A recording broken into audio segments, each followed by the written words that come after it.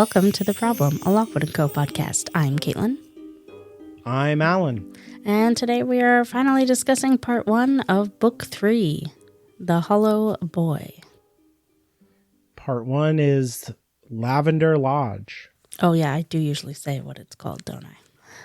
It's interesting though. I didn't take many notes in this section because I just felt like we were on an adventure. So I feel like part 1 is such a nice little self-contained 3-act story. yeah.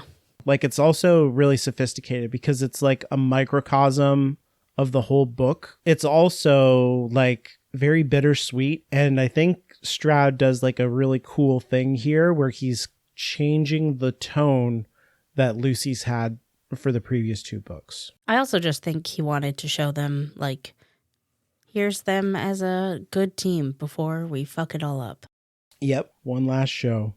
So chapter 1, Lockwood and Co. begin investigating Lavender Lodge. The chapter 1 art here is a door that says vaccines on it.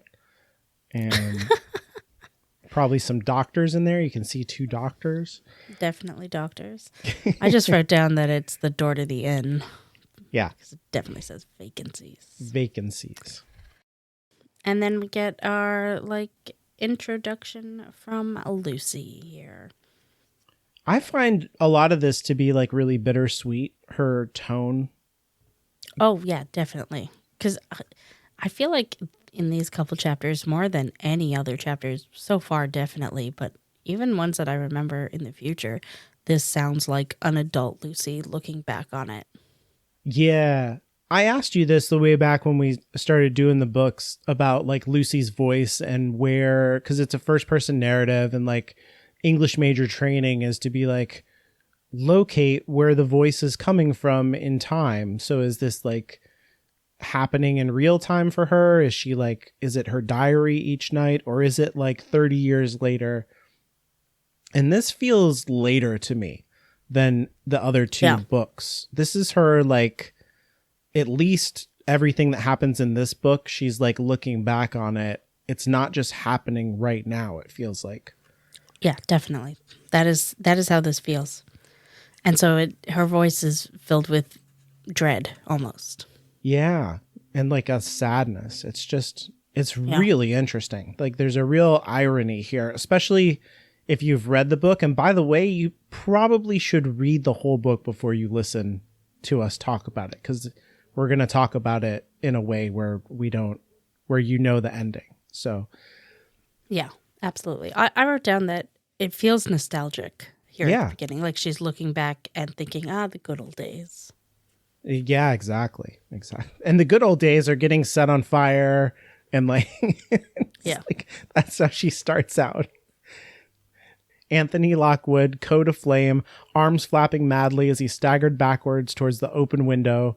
George Cubbins dangling from a ladder one-handed like an oversized windblown pear. So these are the good times. Bruised, Lucy Carlisle, bruised, bloody, and covered in cobwebs. Yeah. That's how I like to be. And then we have this very voiceover in a movie moment where she's like, want to know how this happened? I'll show you. And so 6 hours earlier, you could almost see it flash on the screen. Yeah. So then with the 6 hours earlier, she gives us this bit where she's describing the time of year and the weather and all that. And it could not be more different than the sunny summer setting of the last book. Yeah. It's the storm-soaked November afternoon, shadows deepening. My favorite time of year, obviously, gloomy and dark. Yeah, me too, actually. I'm experiencing I don't know if seasonal affectation disorder, is that what it's called? I don't know if that can include people who are oh my God, it's summer and I just want to die. But that's what I am. Oh no, I feel that way too. I call it reverse seasonal depression. Yeah. Because I'm the sun comes up at 5 a.m. I will kill terrible. Everyone. I don't want to minimize people's experience of that disorder. I know that it's real, but it does, I feel sad when I know it's not going to snow anymore.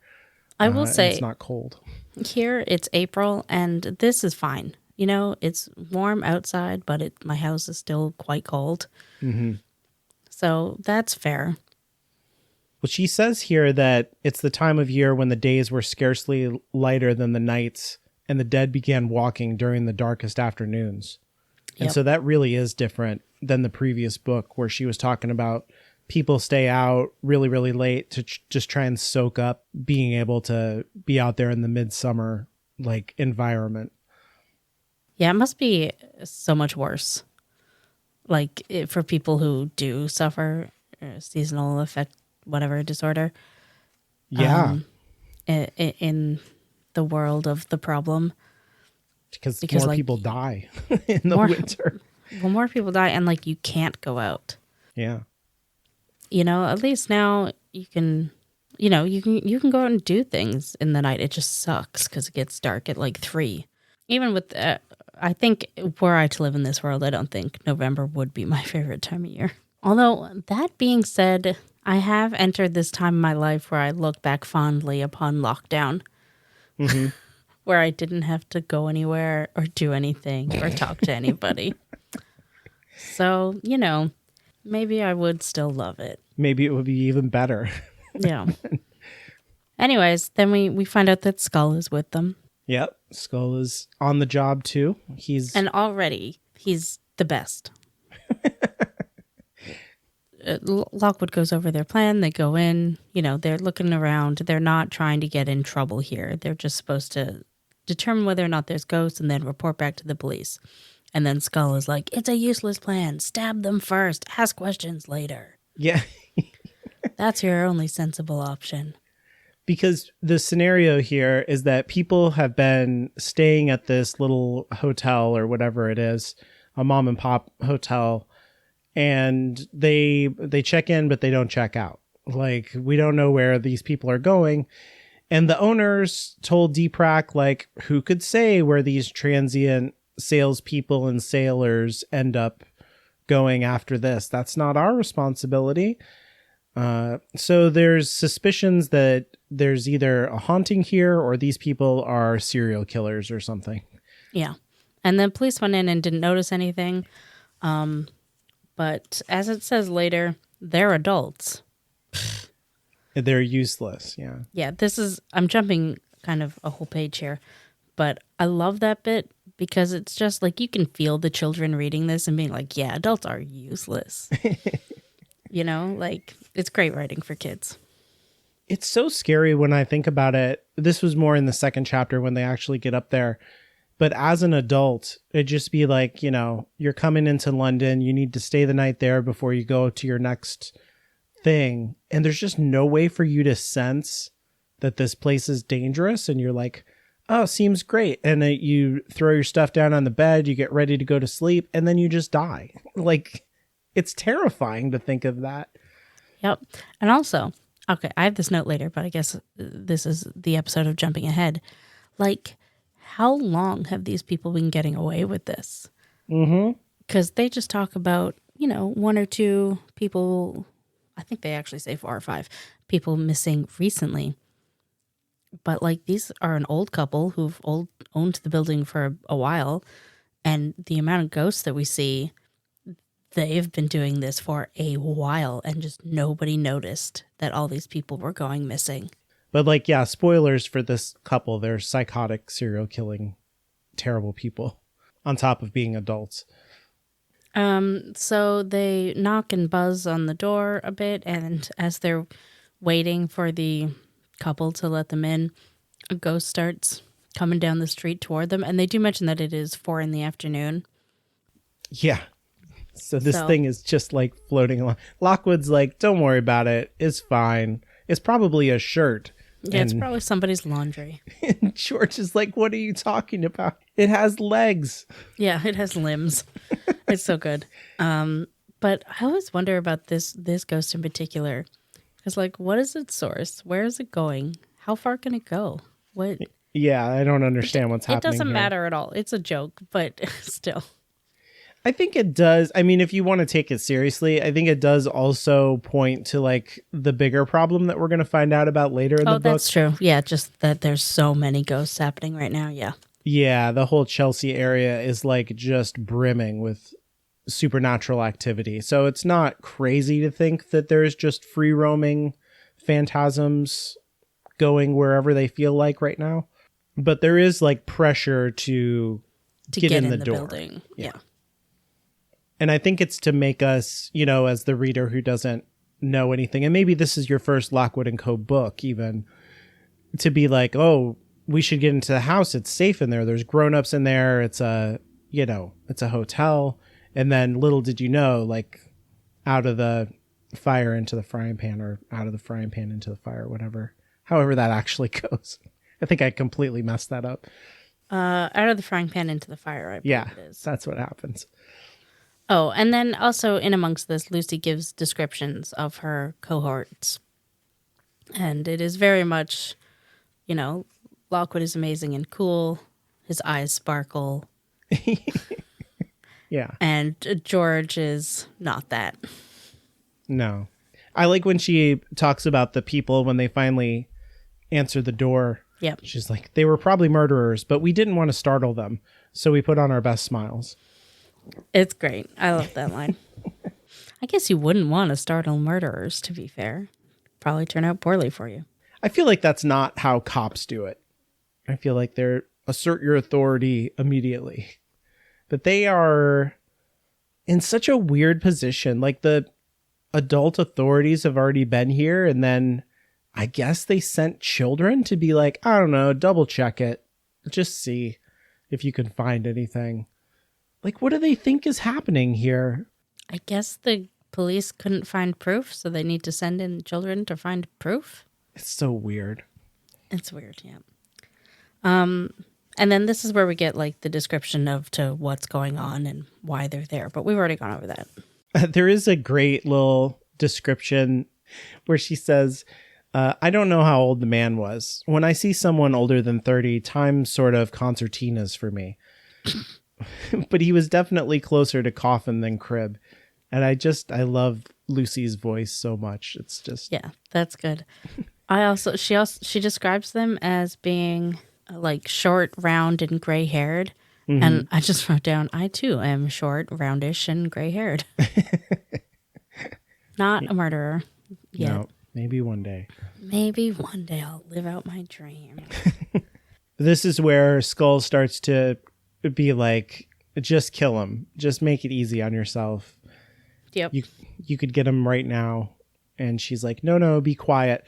And this kind of stuff here was really what made me in the previous book be like, Skull is the psychological equivalent of Lucy's inner dark voice, blah, blah, blah, blah.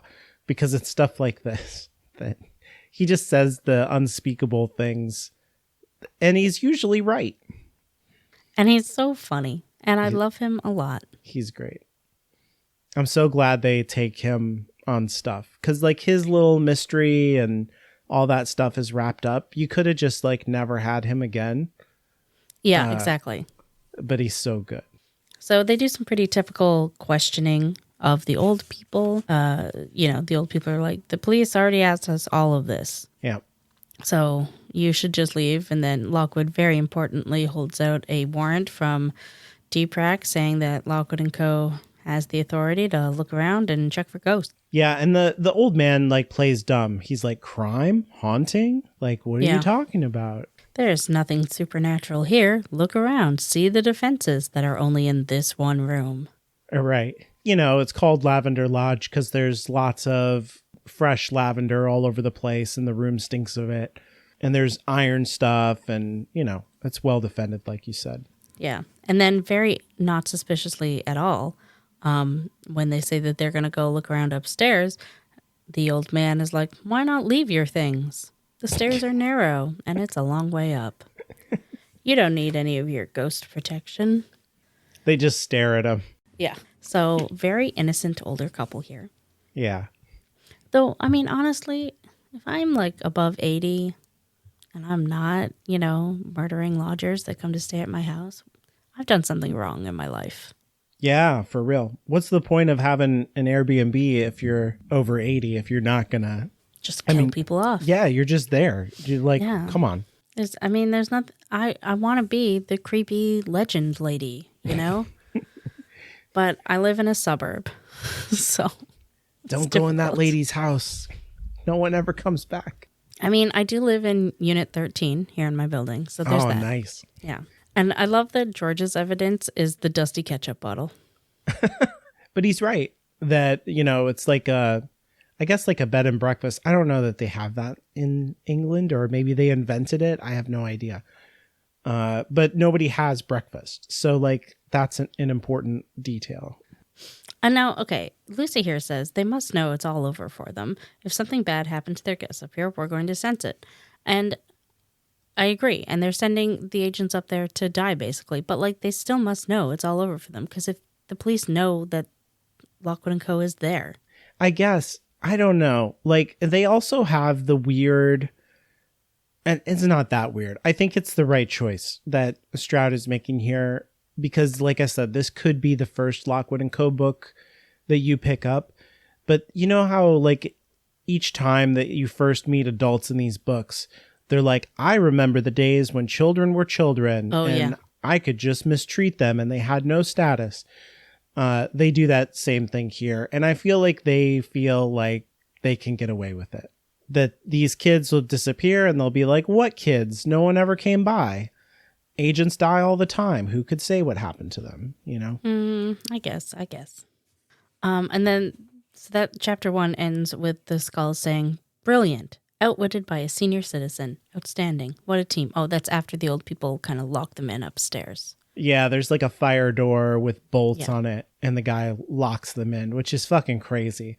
Like, I don't know. I would have waited until they were in there a little bit more, but he needs like the satisfaction of like, you'll die now, you stupid kids. It's like weird. I love that Skull hates old people. He does. Because outwitted by a senior citizen. It's so correct for Skull to be like, old people are inferior. And Lucy says it kind of had a point. Yeah. Well, because Lucy also thinks old people are inferior. Right. Then we move on to chapter 2, where Lucy, George, Lockwood, and Skull are trapped in a cluster of ghosts on the second floor. And the chapter art is one of the ghosts. All right. So the first chapter, or the first paragraph here, is Lucy describing herself. And there's something about it that sounds so begrudging that he's either like really into Lucy's voice or like his editor made him put this in. Well, I'm mostly joking, but like, because the whole thing is like, I suppose I'll tell you what I look like too. I get you. Okay. That's true. She does say that. I didn't think of it that way. It also, I guess it felt to me like she was remembering like just the trauma of someone locking you in a room to die. And then she was like, let me step back from that mentally. And she describes her hair as the color of a walnut coffin. So good. Yeah, nobody's ever described their hair that way before.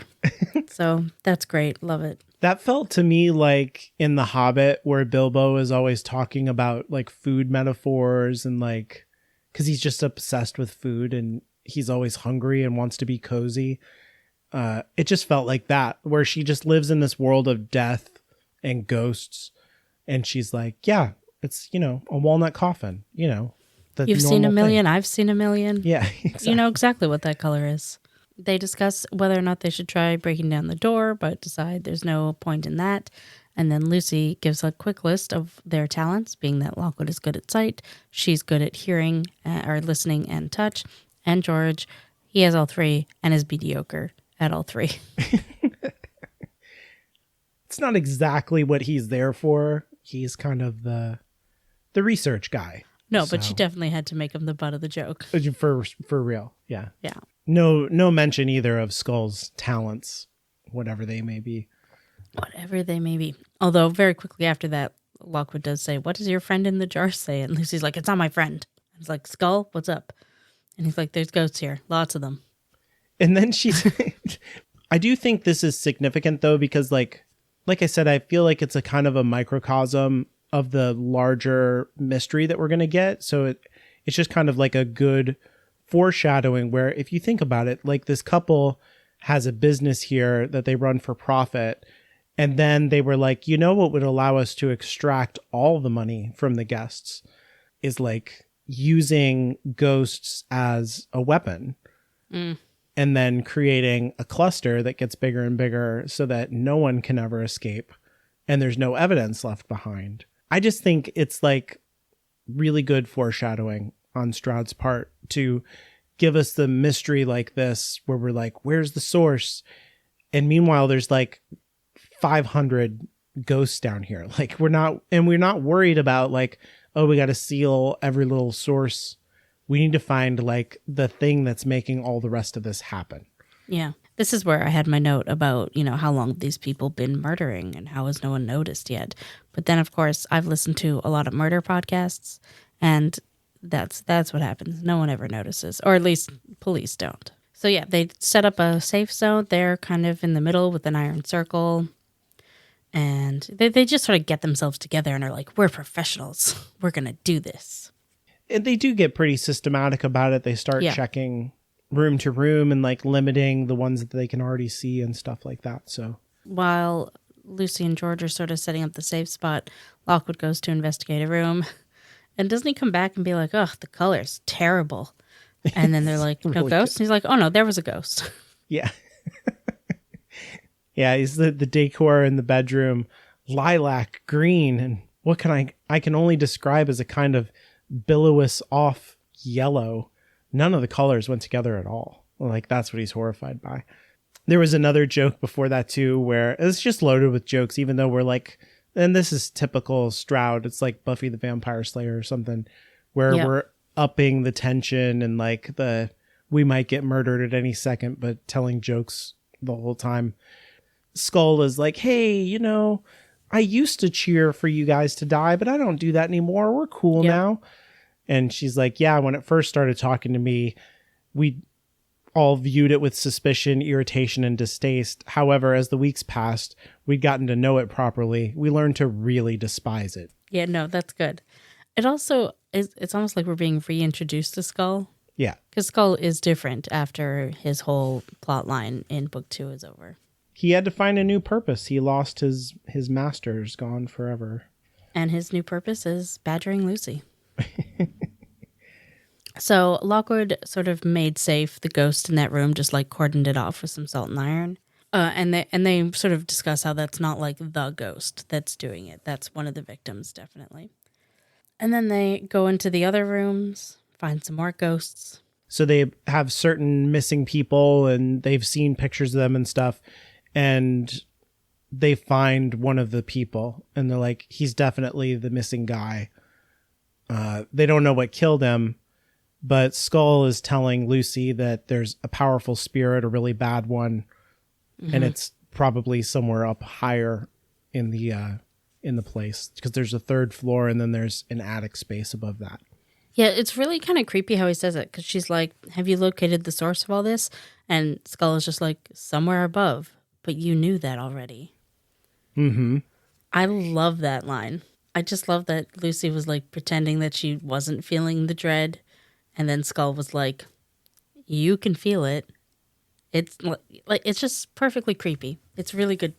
Oh, it's good great. Tension builder sort of amongst the humor. Like I said, how it feels to me like they're a part of each other. Like they're one thing. And then George and Lockwood have the stupidest conversation about what the old man is going to do to them. And it kind of ends with Lockwood talking about hanging up, dried out thin corpses by a hanger, hanging them up in a closet or putting them in boxes, like folding them up in a wardrobe and stuff. And I'm like, I'm not making it up. This has happened. It is interesting that like people can die from ghost touch and they just, I guess, become so dehydrated and desiccated that it's like when the guy picks the wrong grail in the Indiana Jones movie, he just turns that's into what dust. I was picturing also. Because the old man's threat was that they would come up in the morning and sweep them up. Sweep them up, yeah. So that's probably part of how they've been getting away with it too. Is they're not having to bury bodies, they're just putting them in the bin. There's, I guess, 3 doors left, so they all pick a door, and George goes immediately for the one that is obviously a closet. Love that. I would do the same, George. That's really good. I guess that's their rule, right? Is you have to go in order, like the biscuit rule. Yeah. So he's manipulating the rule. Yeah. It's really great. And then on the last room that Lockwood opens, there is a huge cluster of dozens of ghosts. And they quickly decide to climb up to the attic. And there's this great thing of Lockwood yelling at George to get the ladder.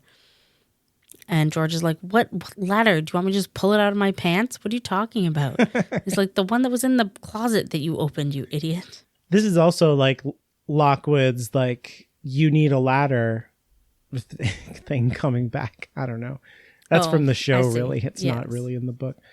That whole thing is one of the most highlighted things in the Kindle edition, where it says, good news was there weren't a couple of ghosts inside. No, the bad news was we couldn't count how many ghosts were inside. So, and then I guess the ghosts kind of come spilling out to get them. So they get the ladder set up to the attic within an iron circle. Yep. And they scramble up top where all is well. There's nothing bad up there. Yeah, it's just eternal darkness and biting cold. It's fine.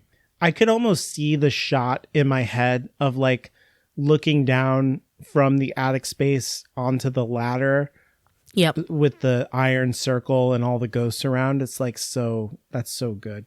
It's very cinematic, these first couple chapters, definitely. Yeah. He talks about like the ghost fog float across the carpet like boiling milk. He's just like, he's so evocative in his word choices and just stuff like that. I just really appreciated it when I was rereading. I was like, man, he's so good. You can very vividly see everything that's happening. Mm-hmm. At the very end, which I think is another great like ending paragraph. He's really good at this too. It says, this is where it stemmed from, the horror of the house. This is where we'd find the cause. We didn't hesitate. We scrambled up one after the other. Were swallowed by darkness, or swallowed by the dark. Yeah, sorry. That's good. Lockwood, chapter 3, Lockwood gets set on fire and knocked out a window. George triggers the changer, and Lucy steals the source. Did I write steals? Oh, no, you said seals. That was me. That was me misreading. She put it in her pocket. Because she did that before. So it's not like she doesn't have a history of stealing the source. Right. It could have happened. Unless you changed it in the brief second I looked down, which would be hilarious. And now you're gaslighting me. No. I could barely even scramble to open it to make sure I didn't do that. The chapter art is just the creepy looking attic with the cobwebs. We're very easily identifying everything in this book so far. So far. We don't know what is to come though. So it's cold up there, which is not good, and there's lots of spiders and spider webs, which is also not good. Oh, there's something here I meant to Google before we started. Because what exactly is a tea chest? I have no idea. Me neither. I mean, the only thing I can find on Google are small chests that hold tea. But it says a few broken tea chests lay in one corner. Otherwise, the room was empty. There was nothing there. All I'm saying is I want a chest full of tea. You know, like a proper like steamer chest. That much tea in it. Do you think the smell would be amazing? This could be like some kind of like pile of belongings of dead, you know, like not exactly luggage, but like the stuff where they would have kept, you know, things that were more valuable, and they just chuck them up in the attic. Maybe, but tea chest. I don't really know what they're going with that. So then Lucy gives us the lowdown about like how spiders are attracted to ghosts and supernatural stuff. And okay, this is my least favorite book in the series. Not to say I don't like it. I'm just saying, you know, when you rank things, there's got to be one at the bottom. Mm-hmm. And this is the one at the bottom for me. And for a couple of different reasons, but largely it's because I feel like this is the one where Stroud forgets that women are just people and instead turns them into caricatures. Okay. Or like, maybe I'm not quite saying that right, but this is the one where I think his writing of women is the worst. And I think I've seen other people say that too. So there's one line here that it's nothing. It's a throwaway line, but it just, because I'm expecting the bad women writing here, I'm just like, why? Why did you include this? There was no reason to write it like that. And it's when Lucy says, to be fair, I hadn't seen any, referring to the spiderwebs, in the guest rooms of Lavender Lodge, but then Mrs. Evans was probably pretty handy with her duster. Even though it was Mr. Evans who threatened to sweep them up later. Oh, that's a good point. And Lucy's just like she has no reason to think that it's the woman who's not only doing the dusting, but she says it like the duster belongs to her, like nobody else would ever touch it. Mm-hmm. I hate that line. I hate it. I know it's nothing and it's not a big deal. But like the line could have said, we didn't see any rooms downstairs, but we know that they want to lure in guests, so they would keep them clean. It doesn't have to be a gendered thing at all, and we get it. Yeah. Anyways, I hate it. I definitely noticed the line, but didn't notice the genderedness of it in the way that you're saying. I think that's a good point. I don't know. Maybe I'm being unhinged, but whatever. I think that's unfair. But is, the typical behavior of women to be overcritical. I don't really mean that. No, I know. And then we have a bit from Skull here after all this where he's just like, you oughtn't to be up here. Even I'm nervous and I'm already dead. It's like that, yeah. All of his advice is good. He's like, the worst thing you can do is go up there and look. Just chuck magnesium flares and run away. There's another one of these really 200 something highlighted lines of George's face was generally, sorry, let me start again. George's face generally expresses as much emotion as a bowl of custard. Is the line. That's so mean. I know. Wow. It didn't display overwhelming delight now. George is not happy because they make him, they see or I think Lucy sees there's something up in the rafters maybe. Mm-hmm. And they're like, who's going to go up there and check it out? And they volunteer George to do it because of the broom closet stunt that he pulled earlier. Yep. Turned out poorly for him. Yep. And then this is where everything goes kind of crazy. Yep. In the best way. It's great. I like that the ghost is like, maybe they won't notice me. But then once they get close, it reacts to them. So I like that it's strategic somehow. Or because when the Evanses sent them up there, they said, the ghost will be out at midnight or whatever. So maybe it generally doesn't do anything until midnight. Mm-hmm. Mm-hmm. Unless somebody comes up and pokes it.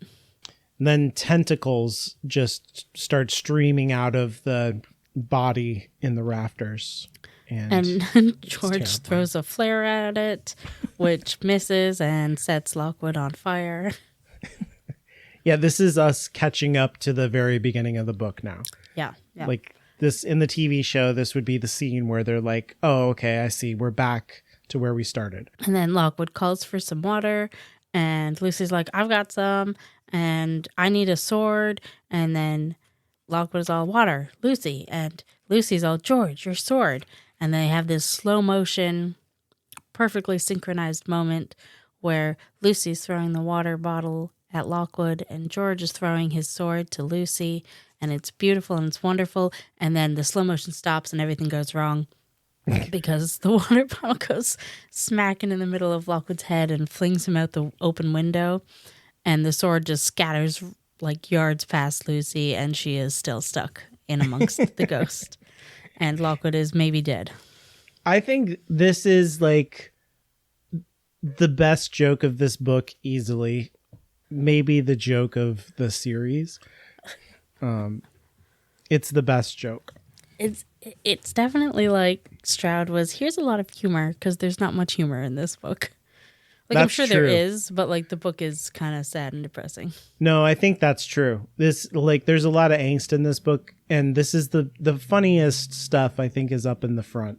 Yeah. That's true. And Skull is of course is he dead? Yay! Oh no. He's hanging onto the shutters. Shame.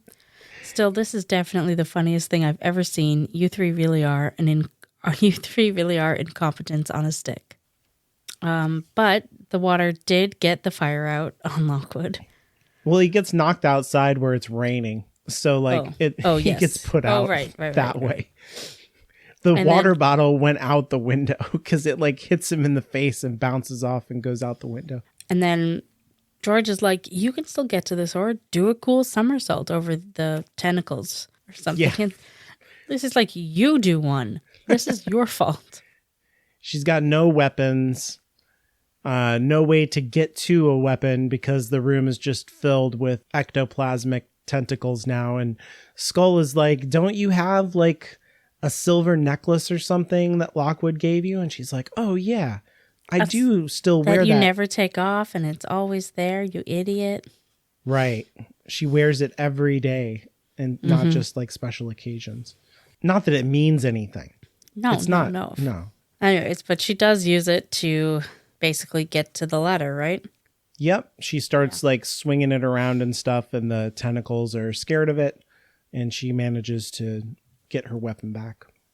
And then this is where they really come together. Mm-hmm. And, Lockwood is the one with the sword, and he's flinging it around and keeping the tentacles at bay, and he gets to be the one to throw the seal towards Lucy, and he can throw, as she says. And then Lucy gets to seal the source, which is kind of her thing, finding the source and sealing it. Yep. And honestly, I don't remember what George gets to do. Oh, he's also doing battle with the tentacles. He's guarding Lockwood's back. Yeah, and keeping the ladder safe, I guess, because they're both in that area there. Yeah.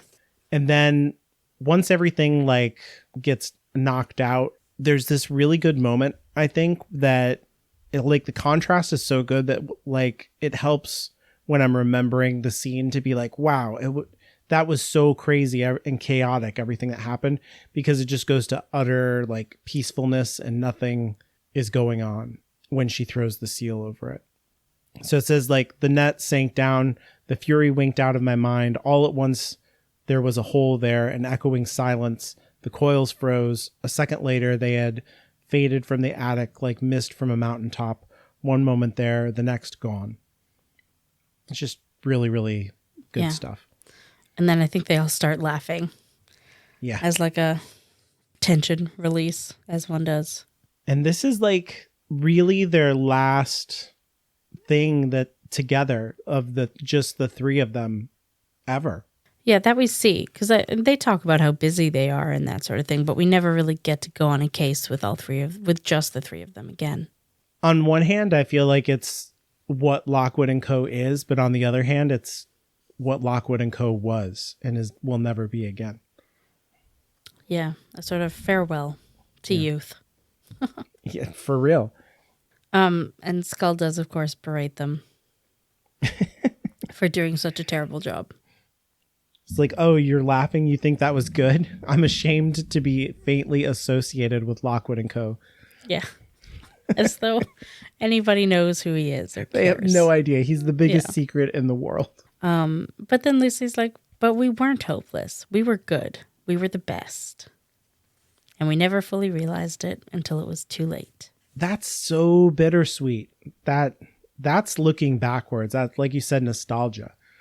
Yeah. It's really interesting. There's just the shift in the voice, the amount of irony that's there.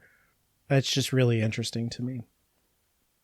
Yeah, so I mean, the best joke's got to be the water bottle to the face, Lockwood out the window. Yeah, 100%. Though I do also love the ladder in his trousers. That's good too. A lot of laughs in this chapter. There's that really good drawing on Twitter that Lavender Ghost Co. does, where it's Lockwood's face kind of cartoonishly warping around the water bottle as it hits him. His eyes are really big. It really is funny 3 chapters. Yeah. I felt like it's very punk rock to, even if someone is chasing you, to go into a house that you think they're murderers and be we're going to look around. Yeah, I can see that. Sure. That, and also well, that's not very punk rock. It's punk rock if he's lying, but I think he's telling the truth when he pulls out the warrant from Deepak. Oh, that would be really funny if it was just if it was fake. Yeah, some kind of like their Deepak license. Yeah. That was the energy it had because he was like, you can call them if you want. And name drops Barnes and stuff. That's true. Yeah, I didn't think about that, but I actually think he's telling the truth since they asked him to come check it out. yeah, and they wouldn't get paid otherwise. Yeah, So. That's true. I meant to say this at the top. I ordered a new copy. Not new. I ordered a new used copy of The Hollow Boy from Amazon that was like half the price of a new copy. Why is it still like $50? Whatever. And the description of it was like new. And it arrived, and the only problem with it, well, like, it's very obviously been read before, but that's fine. The only other problem is there's, like, a small tear in the dust jacket that angers me when I look at it. But other than that, it's fine, and I can throw that library copy in the recycling. And some people might say donate it, but no, nobody wants that. We don't know how many people have touched it.